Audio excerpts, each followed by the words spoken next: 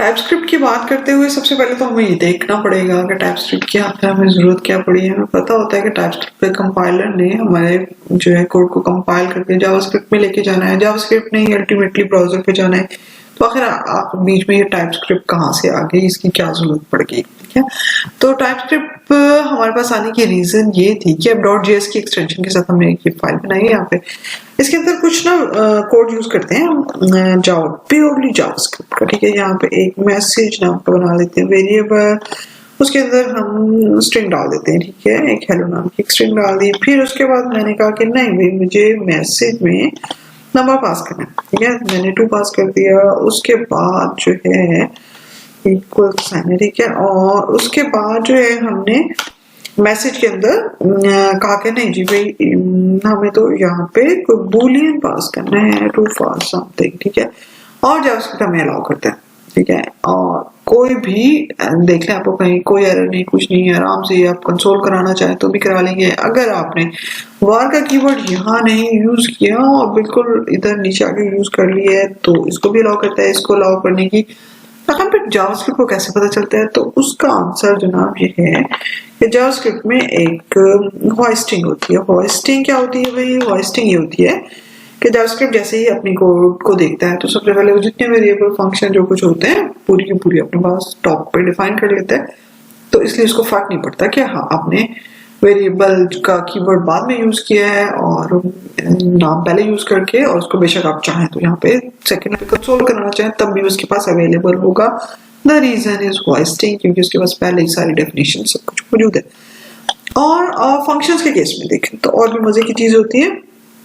मैं यहाँ पे एक फंक्शन बनाती हूँ, नाम कुछ भी कर लेते हैं माई फंक, जो कि लेता है जनाब 2 वैल्यूज लेते हैं, val1 और val2 को पास कर देते हैं, यानी 2 हमारे ये पैरामीटर्स हो गए।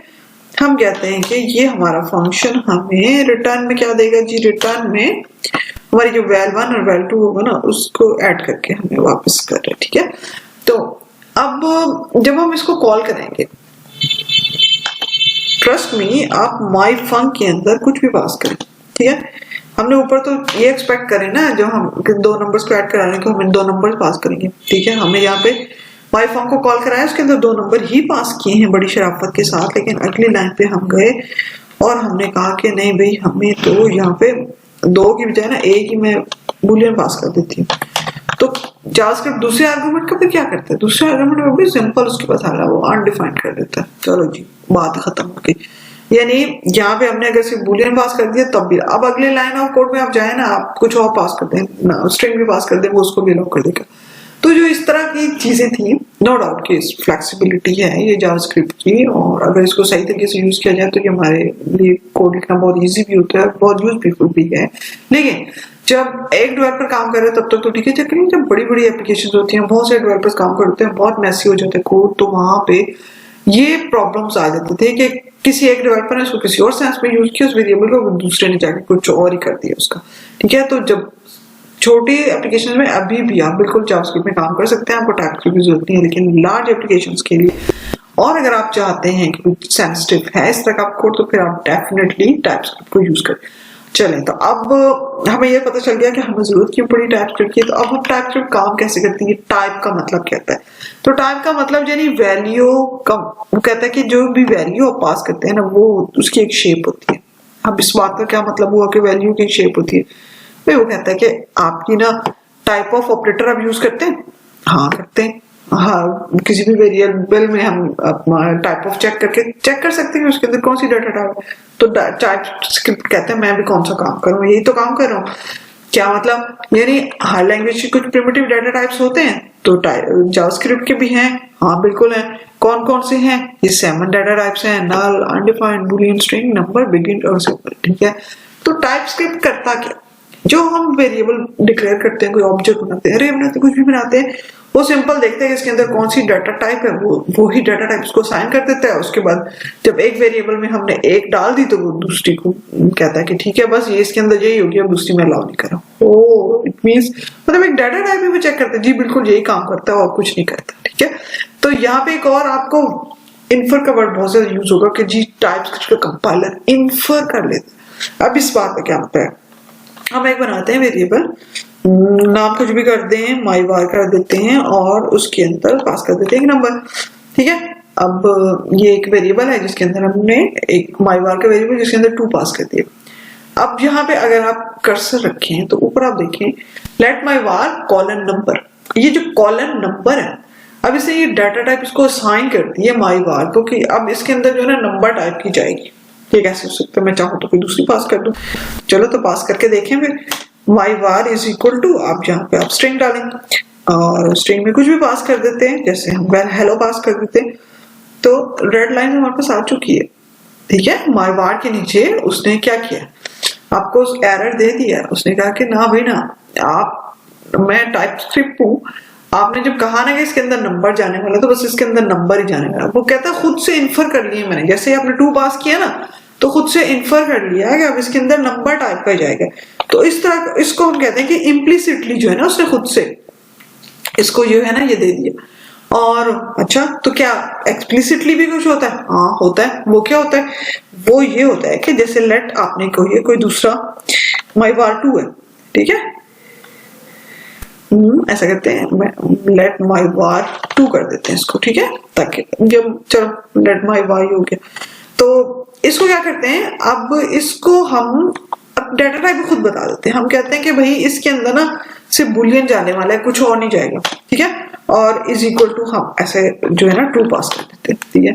तो अब अगर दोबारा से इस वेरिएबल के अंदर हम कोई और डाटा टाइप डालने की कोशिश करेंगे तो टाइपस्क्रिप्ट इसको चेक करेगा।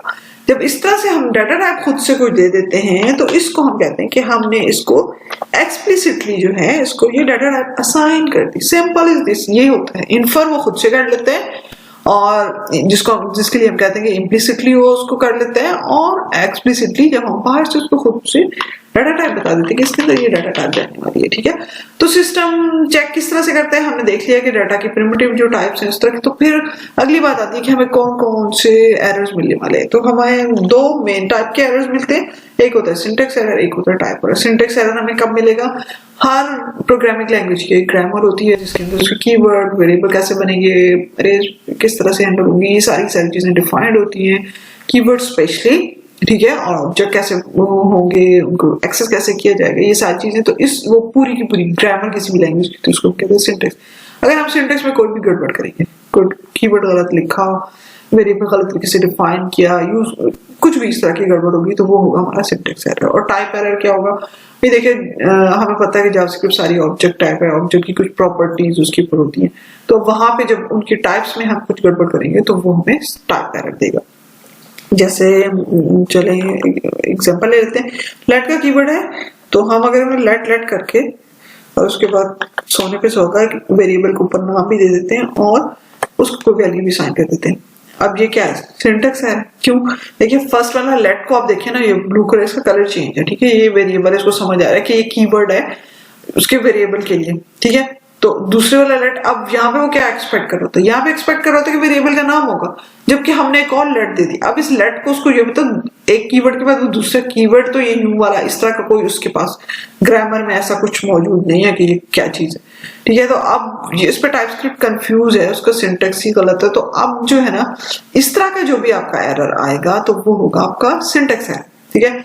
और सिंटेक्स एरर और टाइप एरर में मेन डिफरेंस पता क्या होता है? जब सिंटेक्स एरर होगा तो देखो वो टाइपस्क्रिप्ट के लिए भी एरर है, वो जावास्क्रिप्ट के लिए भी एरर है। अगर हम इसको कंपाइल करने की कोशिश करें ना तो क्या होगा कि जावास्क्रिप्ट भी इसको नहीं चलने देगा, ठीक है। ना सिर्फ ये कि यहाँ तो बात सिर्फ टाइपस्क्रिप्ट की है ही नहीं ना, यानी जावास्क्रिप्ट के सिंटेक्स के पॉइंट ऑफ व्यू से ही ये गलत है। तो अगर हम इसको कंपाइल कराने की कोशिश भी करें, अगर हम लिखते हैं यहाँ पे TSC और हम इसको कंपाइल कराने की कोशिश करते हैं तो हमारे index.js के अंदर ऐसा कुछ भी मौजूद नहीं होगा हमारे पास, ठीक है, ठीक है। यहाँ पे भी हमें वो एरर दे रहे, ओके। ऐसा नहीं होगा कि हमें पता है कि अगर जो है टाइप में एरर आता है तो उसको जावास्क्रिप्ट चलने देता है, लेकिन ये तो प्रॉब्लम ही दोनों का है ना, यानी मैं जावास्क्रिप्ट का गलत हो गया, सिंटेक्स का गलत हो गया, तो अब ये अलाउ नहीं करेगा, जावास्क्रिप्ट भी इसको चलाने वाला नहीं है क्योंकि इसका कोई मतलब ही नहीं है, ठीक है। तो ये इस तरह के जो एरर्स होते हैं वो कहते हैं कि यहाँ पे आपको ज्यादातर पता है क्या देखने को मिलेगा एरर, आप अगर हम टाइपस्क्रिप्ट में जाके इसको देखते हैं तो हमें यहाँ पे वो कहता है कि मैं इसको जानता ही नहीं, ठीक है, ये क्या चीज है, ओके। तो आपको यानी अननोन को है जी, doesn't know, did not mean, इस तरह का जो भी कोई आएगा ना तो आपको समझ आ जानी चाहिए कि आपने कुछ ना कुछ जो गड़बड़ किया है वो सिंटेक्स के अंदर किया, ठीक है, और आपको सिंटेक्स एरर मिलेगा वहां पे। अच्छा, उसके बाद टाइप एरर का मिलता है। टाइप एरर ये मिलता है जैसे अब हमारे पास कंसोल है, हमें पता है कि कंसोल जो है एक ऑब्जेक्ट है, उसकी ऊपर प्रॉपर्टीज हैं काफी सारी, जैसे डॉट करके मैं अगर चेक करूँ यहाँ पे उसकी properties dot log, error, warn, info, assert, clear, ये आपको सारी लिस्ट डाउन नीचे आ रही, डीबग, डर, ये सारी चीजें होती है। अगर इसमें से कोई भी एक है, मैं ऐसी यूज करने की कोशिश करती हूँ जो प्रॉपर्टी है ही नहीं, ठीक है, उसकी टाइप भी वो नहीं है, कंसोल के ऊपर वो टाइप डिफाइंड ही नहीं है, और मैं उसको खाम करने की कोशिश कर रही हूँ, तो क्या होगा, तो वो कहेगा कि टाइप ही ये गलत है, ठीक है। तो अब इसके ऊपर इसको अगर रीड करें तो ये आपको कहेगा ब्लॉब के ऊपर आप भी रखें, वो कहेगा property blob does not exist on type console, console के टाइप के ऊपर ऐसी जो है मौजूद नहीं है, ठीक है। तो ये हमारा हो गया टाइप एरर। अच्छा, उसके बाद असाइनेबिलिटी में हमारी क्या क्या चीजें होती है, आपको सबसे ज्यादा जो एरर देखने को मिलेगा वो ये मिलेगा, type dot dot dot dot is not assignable to type dot dot dot है। इसका क्या मतलब हुआ, इसका मतलब यहाँ पे देखते हैं, हमने यहाँ पे माई नम इज इक्वल टू 2 किया, यानी इसका मतलब इसने इन्फर कर लिया कि ये एक नंबर का टाइप है, चेक कर लेते हैं, ठीक है। लेट नम कॉलन नंबर, उसने इन्फर कर लिया ये नंबर है, ठीक है। अब मैं अगली लाइन पे जाती हूँ और मैं इसको कहती हूँ num is equal to true, यानी मैंने इसको क्या पास कर दिया, बुलियन पास कर दी, जबकि यहाँ पे नंबर था, अब ये तो मुझे अलाउ नहीं है, तो अब जो असाइन मैंने इसको नाम को क्या असाइन किया, ट्रू, ट्रू यानी बुलियन। तो अब ये जो एरर आएगा ना वो किस तरह का आएगा, keep it in your mind, जो आपने असाइन किया होता है ना वो सबसे पहले इसको कहता है कि टाइप, अब यहाँ पे टाइप कौन सी होगी, boolean, type boolean is not assignable to type, यहाँ पे कौन सा है, नंबर, ट्रू नंबर, ओके। हमेशा जो आप असाइन करेंगे ना वहां से वो स्टार्ट लेगा, कहेगा कि ये असाइन नहीं हो सकता, किसको, वो जो एक्चुअली जिसको एक्सपेक्ट कर रहा था, जिसको इन्फर किया होता उसने, या आपने बेशक एक्सप्लिसिटली डिफाइन किया होता, दोनों सूत्रों में वो सेम एरर ही आपको मिलने वाला है, ठीक है। तो सबसे ज्यादा जो आपका वास्ता पढ़ने वाला ये इसी एरर से पढ़ने वाला है। अच्छा, अब आगे बात आती है यूनियन टाइप्स की, ये क्या चीज है। देखिए अभी तक ठीक है, हमने देख लिया कि हमारे वेरिएबल्स में सारी चीजें सेफ हो गए, टाइप्स की उसको चेक कर लेता है, ठीक है, इट्स ओके फाइन। लेकिन अब भाई हमें तो बहुत सारे केसेस में इस तरह से होता है कि हम एक डाटा टाइप नहीं यूज कर रहे होते, हमें तो बहुत सारे डाटा टाइप चाहिए होते हैं, जैसे टर्नरी ऑपरेटर्स में स्पेशली, जैसे यहाँ पे एग्जांपल है, let user input is equal math dot random greater than 0 है तो ट्रू, एल्स ट्राई अगेन। अब गेम का या उसका ये एक वो है। तो अब इस तरह के केसेस में क्या होगा, जब हमें पता ही नहीं है कि हम एक डाटा टाइप पे तो नहीं कर सकते, मे बी मैं आईडी को अलाउ करना चाह रही हूँ, स्ट्रिंग भी और नंबर भी, तो उस केस में क्या होगा, ऐसे बहुत सारे सिनेरियोज में जहाँ पे हमें डिफरेंट डाटा टाइप चाहिए होते, तो यहाँ पे जनाब हमें टाइप स्क्रिप्ट अलाउ करता है यूनियन टाइप। यूनियन टाइप पे क्या होता है, यूनियन सिंपल वही जिस तरह से हम सेट का यूनियन निकालते थे, मैंने एक सेट बनाया है ए जिसके अंदर 1 2 3 4 5 है, दूसरा सेट बनाया है बी जिसके अंदर ABCD है। अब इन दोनों का यूनियन लेंगे तो क्या होगा, 1 2 3 4 5 इस यूनियन में मौजूद होगा, ABCD भी मौजूद होगा। तो इसी तरह से होता है कि अब ये जो डाटा टाइप्स हैं, प्रिमिटिव डाटा टाइप जितनी है, या आप हमने खुद टाइप जो है डिफाइन की हुई है, उन सबको अगर हम चाहें तो उनका यूनियन ले सकते हैं, ठीक है। तो ये क्या मतलब है, इसको हम किस तरह से यूज करेंगे, जैसे हम कहते हैं कि लेट यूजर, और हम कह देते हैं कि ये इसकी टाइप बुलियन भी हो सकती है, ठीक है, और जो है इसकी टाइप अब बीच में लगा देंगे पाइप, ठीक है। क्या यूनियन के लिए यहाँ पे क्या होगा, पाइप यूज होगा, नंबर भी हो सकते हैं, ठीक है। अगर आप चाहें तो कुछ और भी कर दें, वो भी हो सकती है जी, स्ट्रिंग भी हो सकती है, कुछ भी कर दें, ठीक है। तो इस तरह के यूज को हम कहते हैं यूनियन टाइप, यानी कि अब यूजर के अंदर बुलियन डालूं वो भी अलाउ होगा, नंबर डालूं वो भी अलाउ होगा, स्ट्रिंग डालूं वो भी अलाउ होगा, ठीक है। लेकिन अब यहाँ पे फिर एक और लेकिन रह जाता है, अब यूजर के अंदर इनमें से कोई भी वैल्यू तो पास कर सकते हैं, ठीक है, इट्स अलाउड, कोई मसला नहीं है। अगली लाइन पे मैं जा रही हूँ और मैंने यूजर में इन जितनी जो ऊपर बताई ना बुलियन, नंबर, स्ट्रिंग, इनमें से कोई अगर पास करना चाहूँ तो वो पास कर सकते हैं, इसके अलावा नहीं कुछ, ठीक है। ये नहीं हो सकता कि दूसरी यूज करना चाहूँ, वो नहीं पास करने देगा, ठीक है। एक स्ट्रिंग भी पास करके देख लेते हैं, चलो लगे हाथों, तो इसमें हमने हेलो पास कर दी। अब ये हमें अलाउ है, इसके अलावा हम कोई और पास करना चाहेंगे तो वहां पे हमें टाइप स्क्रिप्ट एरर देगा। लेकिन इससे भी बढ़ के एक और यहाँ पे एक नोट करने की चीज ये है कि अगर आपने जब यहाँ पे इन दोनों को मैं यहाँ से फिलहाल हटाने लगी हूँ, यूजर के अंदर ना एक यहाँ पे हमने पास कर दी हेलो। अब अगर मैं यहाँ पे चाहूँ कि यूजर के ऊपर यानी स्ट्रिंग की जितनी प्रॉपर्टीज हैं स्ट्रिंग के ऊपर वो वाली क्या मुझे अवेलेबल होगी यूजर के ऊपर? जी बिल्कुल अवेलेबल होगी। रिप्लेस कर सकते हो, स्प्लिट करा सकते हो, लेंथ ले सकते हो, लोअर केस अपर केस में सिंबल चार्ट कॉन्क्रीट कुछ भी, ठीक है। आप जितनी भी प्रॉपर्टी आपके पास लंबी लिस्ट आ रही है, ठीक है, इसमें से जितनी भी आप चाहें स्ट्रिंग की जो भी हैं वो आप यहाँ पे यूज कर सकते हैं। स्लाइस कराएं, सप्लाइज कराएं, कुछ भी यूज करना चाहे कर सकते हैं। लेकिन अगर अब यहाँ पे मैं चाहूँ कि क्या नंबर वाली प्रॉपर्टी भी क्या मैं यूज कर सकती हूँ? नो, नॉट एट ऑल, वो नहीं आप यूज कर सकते। क्यों भाई? नंबर मुझे यूजर यहाँ पे अलाउ तो है, जी बिल्कुल अलाउ है, लेकिन अब टाइपस्क्रिप्ट ने यहाँ पे आके क्या कर दिया? इसको नैरो डाउन कर दिया।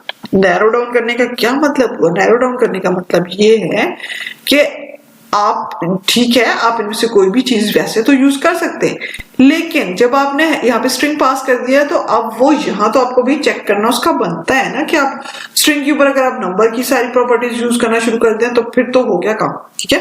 मतलब पूरा सिस्टम ही फिर तो कोलैप्स, ये तो मतलब रिलायबल ही नहीं रहेगा ना, तो वो पॉसिबल ही नहीं है। तो इसलिए यहाँ पे फिर टाइपस्क्रिप्ट आपको चेक करेगा कि ठीक है आप जो है उसके अंदर वैल्यू डालते हुए तो आप डाल सकते हैं, लेकिन उसकी ये नहीं हो सकता कि स्ट्रिंग के ऊपर जो है आप नंबर की प्रॉपर्टीज लेने की कोशिश करें या नंबर वाले के ऊपर जो बुलियन की प्रॉपर्टीज लेने की कोशिश करें, उसके लिए आपको टाइपस्क्रिप्ट चेक करेगा, वो आपको अलाउ नहीं है। तो भाई अब हमारा तो मसला ये था, हमने कहा था कि हमें बहुत सारे डेटा टाइप यूज करने हैं, तो अब हम क्या करें? तो जनाब अब आप ऐसा करें जनाब, इफ एल्स के अपना ब्लॉक बनाए उसके अंदर यूज करें आप user equal to this set, तो ये कर दो यानी type of user equal string है तो उसको उसके ऊपर आप फिर स्ट्रिंग वाली सारी प्रॉपर्टीज यूज कर सकते हो, और अगर नंबर है तो वो वाली यूज कर सकते हो। फिर इस तरीके से आप अपने कोड को यूज कर सकते हैं कि अब यूजर डॉट आप करें तो यहाँ पे आपको वो सारी की सारी वो दे देगा, ठीक है। और अगर इज इक्वल टू नंबर है तो वो नंबर वाले आपको दे रहा होगा, ठीक है। आप टाइप ऑफ करके या वैसे ही आप इक्वेट करा के देख सकते हैं कि जो है यूजर इक्वल टू हेलो है तो ये कर दो, वरना ना करो, ठीक है। एल्स ब्लॉक के अंदर कुछ और अगर कंसोल कराना चाहे कुछ भी यूज करना चाहते हैं आप वो यूज कर सकते हैं। तो ये होगी हमारी नैरोइंग। नैरोइंग क्या हुई कि हमने जब एक फिक्स करा दी, एक हमने डाल दिया, तो अब उससे रिलेटेड प्रॉपर्टीज हम सिर्फ वही यूज कर सकते हैं, उसको फिर हम अपने इफ या टाइप ऑफ के थ्रू चेक करते हैं, ठीक है, अपने कोड में यूज करने के लिए, ताकि हम यूनियन टाइप को यूज कर सके। अच्छा, उसके बाद नेक्स्ट अगर यूनियन है तो क्या इंटरसेक्शन भी होता है? जी बिल्कुल इंटरसेक्शन भी होता है, लेकिन पहले इसकी ना बिल्कुल एक ऑपोजिट फ्लेक्सिबिलिटी हमें दे रहा था कि जो टाइप मर्जी यूज करो। तो क्या कुछ कहीं भी बहुत रिस्ट्रिक्ट भी है? और तो हाँ बिल्कुल है। हमें पता है कि कॉन्स्ट अगर हम कीवर्ड यूज करते हैं ना तो उस सूरत में क्या होता है कि हम जो भी उसको हमने दे दिया दे दिया उसके साथ वो फिक्स हो जाता है। लेकिन यहाँ पे ना ऐसा करते हैं, एक और किसी और नाम से वेरिएबल बनाती हूँ, जैसे फर्स्ट नेम, ठीक है। अब यहाँ पे जो है ना, अब कोई अगर आपने नाम पास कर दिया, ठीक है, तो अब यहाँ पे आपके ख्याल में डाटा टाइप इसकी कौन सी होने वाली है? डेफिनेटली स्ट्रिंग, ठीक है। लेकिन यहाँ पे आप देखिए मजे की गेम, ये देखिए const first name colon John, इसका क्या मतलब हुआ? ये कोई डाटा टाइप है जॉन? जी बिल्कुल, टाइपस्क्रिप्ट इज स्मार्ट एनफ, वो देख रहा है कि कांस्टेंट जो है उसके अंदर आप जो भी एक वैल्यू पास कर देते हैं वो वही पास है, आप उसको उसके बाद आप चेंज तो कर ही नहीं सकते ना, ठीक है। तो अब अगर आप मैं इसको फर्स्ट नेम के अंदर मैं चाहूँ कि जी मैं फर्स्ट नेम में इज इक्वल टू जो है फौजिया करना चाह रही हूँ, ठीक है, तो टाइपस्क्रिप्ट मुझे ये नहीं करने देगा। वो कहेगा कि जी यहाँ पे मुझे कौन सा एरर मिलेगा? बिल्कुल सही आपने कहा कि कांस्टेंट का जो एरर मिलेगा वो कहेगा can not assign to first name because it is constant, क्योंकि ये कांस्टेंट है, आप इसको असाइन ही नहीं कर सकते। तो टाइपस्क्रिप्ट इसका बहुत अच्छा यूज करता है इस कांस्टेंट के टाइप का, तो उसको ना वो टाइप ही वही दे देता है। तो इस तरह की जो असाइनमेंट है हम उसको कहते हैं कि ये हमारा लिटरल टाइप है। कौन सी टाइप है? लिटरल टाइप है, ठीक है। कि जब हमने कॉन्स्ट के साथ वेरिएबल डिफाइन किया और उसकी जो अब टाइप हो गई वो हो गई लिटरल, वो जो भी हम उसमें असाइन करेंगे ना वो उसकी वही टाइप हो गई। Oh it's okay. अब थोड़ा सा गौर करके देखें आप, इस तरह की चीज को हम बहुत ज्यादा यूज कर सकते हैं अपनी एप्लीकेशन में। कैसे? जैसे मैं कहती हूँ कॉन्स्ट और मैंने एडमिन इज इक्वल टू कर दिया एडमिन। अब मुझे ना बेफिक्र हो गई कि अब कुछ चेंज होने का तो कोई चांस ही नहीं है ना, ठीक है। कॉमर्स एडमिन में एडमिन जब डाल दिया, अब इसकी ये टाइप हो गई इसी तरह से। इसका मतलब है प्रोफाइल बनाना जो उसके यूजर बनाना जो कोर्सेज बनाना, यस बिल्कुल सही, आप उसको वही असाइन कर देंगे और वो उसके साथ फिक्स रहेगा, आप उसकी तरफ से बिल्कुल फ्री हो गए, ठीक है। तो बहुत ज्यादा यूज हम लिटरल टाइप्स का करते हैं अपनी एप्लीकेशन पे। ओके, तो उसके बाद हम बात कर रहे थे यूनियन है तो क्या इंटरसेक्शन भी है? हाँ बिल्कुल इंटरसेक्शन भी है। अब उस केस में क्या होगा, इंटरसेक्शन में कि बिल्कुल वही होगा जिस तरह से हम अपने सेट्स में यूज करते हैं। यानी अगर एक सेट है ए जिसके अंदर मैंने कहा 1 2 3 4 और ए बी मौजूद है, दूसरा मेरे पास सेट है जिसके अंदर सारे अल्फाबेट मौजूद है। अब अगर सारे अल्फाबेट मौजूद है तो दूसरे वाले सेट में ए बी अगर है, पहले में भी ए बी है, तो इनका इंटरसेक्शन लेंगे तो हमें क्या मिलने वाला है, दोनों के कॉमन है ए बी, तो वो हमें मिलने वाले। इसी तरह से अगर हमारे सेट्स के केस में कुछ चीजें कॉमन हैं तो हम उनको यूज कर सकते हैं। जैसे कि आप कोई भी एक बना ले टाइप, कुछ ऐसा करते हैं यहाँ पे कुछ ना क्रिएट करके देख लेते हैं। टाइप हम कह देती हूँ, मैं कहती थी यूजर है, ठीक है। और जो है उसके अंदर कुछ चीजें, मैं सपोज मैंने उसको बुलियन अलाउ किया हुआ है, ठीक है, और स्ट्रिंग अलाउ किया हुआ है।